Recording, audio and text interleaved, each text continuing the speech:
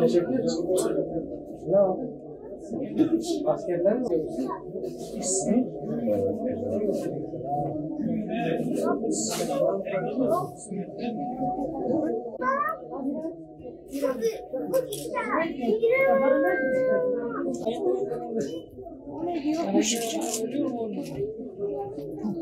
Bismillah.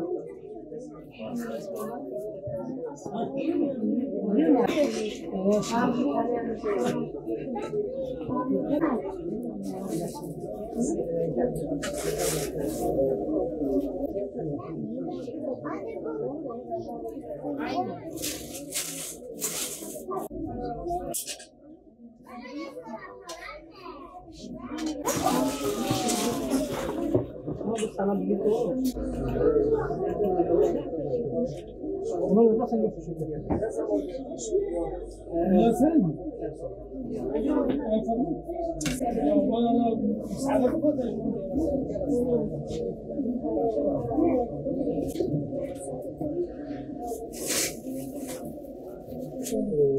Güzel puan kaldı. Bir daha alabilirim.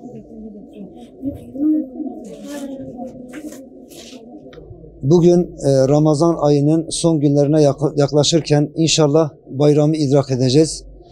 Avrupa Yetimeli olarak yetim ailelerimizin çocuklarına bir nebze de umutlarına ışık olabilmek için bugün burada toplandık. Yavrularımıza inşallah bayramlıklar hediye edeceğiz.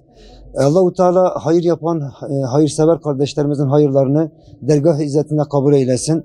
Onlara da inşallah çağrımız budur. Onların bu yardımları çok oldukça bizler de inşallah bu yavrularımıza daha da çok el uzatabileceğiz. Allah-u Teala mallarına bereket inşallah kazandırsın. Allah sizlerden razı olsun.